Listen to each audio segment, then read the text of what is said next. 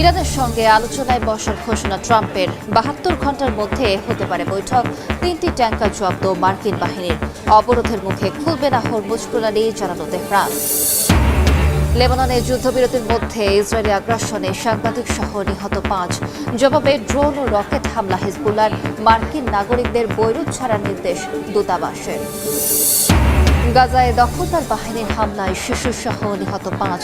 উপত্যকায় ২৫ ফিলিস্তিনিকে অপহরণ Tel Aviv সমর্থিত গোষ্ঠীর। ফের সক্রিয় হচ্ছে হামাস, দাবি ইসরায়েলি গোয়েন্দা সংস্থার।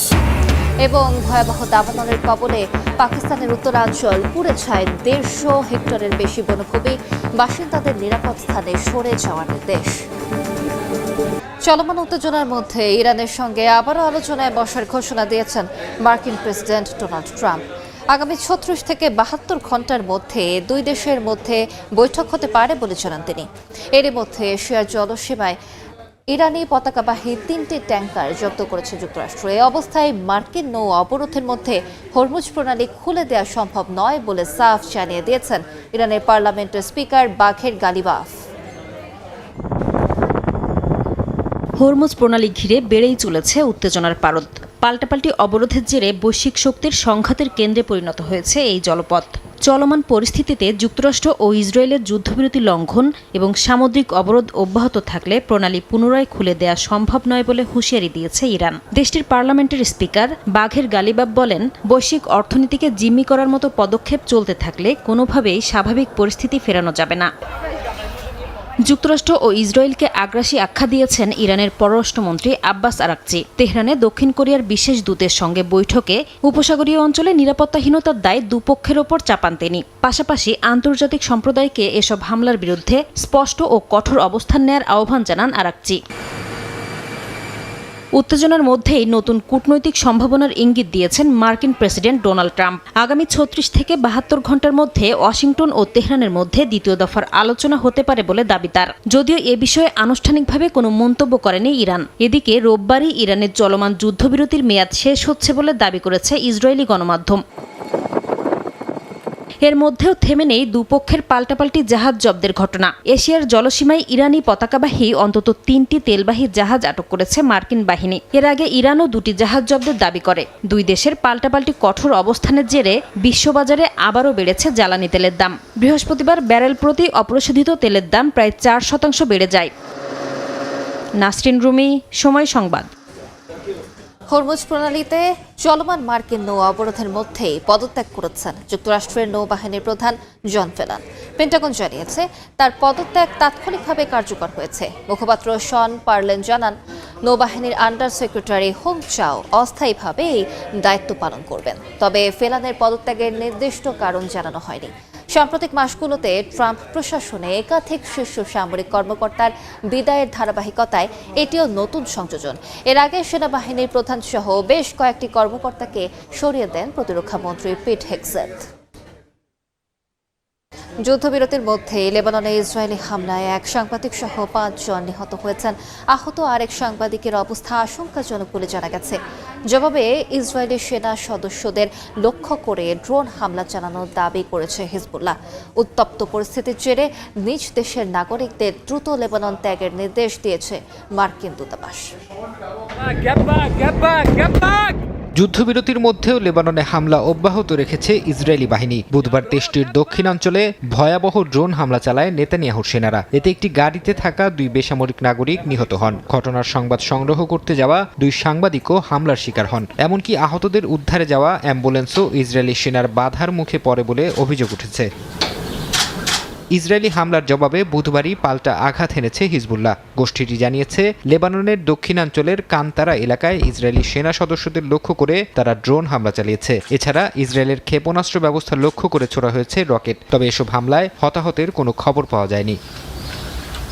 লেবাননে বাড়তে থাকা উত্তেজনার মুখে নিজ দেশের নাগরিকদের জন্য সতর্কতা জারি করেছে বৈরুতের মার্কিন দূতাবাস। বুধবার এক নিরাপত্তা বার্তায় নাগরিকদের যত দ্রুত সম্ভব বাণিজ্যিক ফ্লাইটে লেবানন ত্যাগের নির্দেশ দেওয়া হয়েছে। এদিকে গত 18 এপ্রিল লেবাননে হামলায় আহত হওয়া 2 ফরাসি শান্তিরক্ষী বুধবার ফ্রান্সে চিকিৎসাধীন অবস্থায় মারা গেছেন। শান্তিরক্ষীদের ওপর এই আক্রমণকে অগ্রহণযোগ্য বলে নিন্দা জানিয়েছে প্যারিস।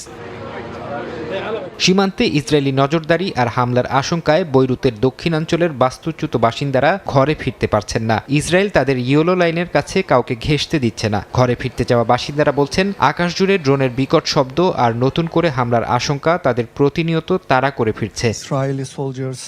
লেবানন পরিস্থিতি নিয়ে এক সংবাদ সম্মেলনে জাতিসংঘের মুখপাত্র জানিয়েছেন, এই সংঘাতের কোনো সামরিক সমাধান নেই। সংস্থাটির মহাসচিব আন্তোনিও গুতেরেজের পক্ষ থেকে তিনি বলেন, কেবল কূটনীতি পারে এই অঞ্চলের দীর্ঘমেয়াদী শান্তি ফিরিয়ে আনতে।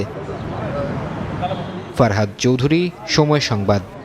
গাজায় যুদ্ধবিরতির তোয়াক্কা না করে চালানো ইসরায়েলি হামলায় রক্ত ঝরেছে আরও 5 ফিলিস্তিনির। হামলার পাশাপাশি গাজায় ইসরায়েল সমর্থিত সশস্ত্র গোষ্ঠী অন্তত 25 জনকে অপহরণ করেছে বলে জানিয়েছে গণমাধ্যম মিডল ইস্ট মনিটর।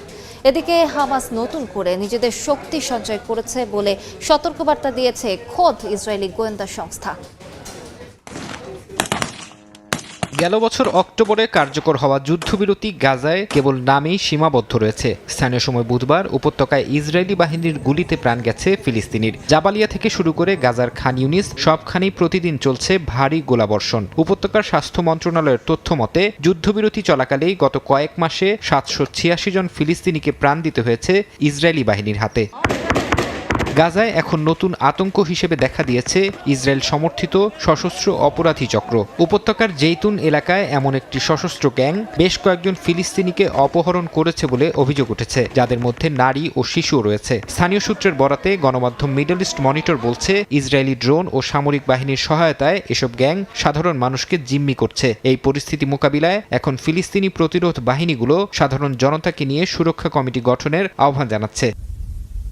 এদিকে ফিলিস্তিনি নারী বন্দীদের ওপর ইসরায়েলি কারাগারে অমানবিক নির্যাতনের ভয়াবহ চিত্র উঠে এসেছে এক মানবাধিকার সংস্থার প্রতিবেদনে। বর্তমানে ইসরায়েলের দামন কারাগারে অন্তত 90 জন নারী মানবেতর জীবনযাপন করছেন। তাদের খাবার ও চিকিৎসায় অবহেলার পাশাপাশি নগ্ন করে তল্লাশি এবং নিঃসঙ্গ কারাবাসের মতো নিপীড়ন চালানো হচ্ছে। যুদ্ধ শুরুর পর থেকে এ পর্যন্ত প্রায় 700 নারীকে আটক করা হয়েছে, যার কোনো স্পষ্ট হিসাব ইসরায়েল দিচ্ছে না বলে অভিযোগ উঠেছে।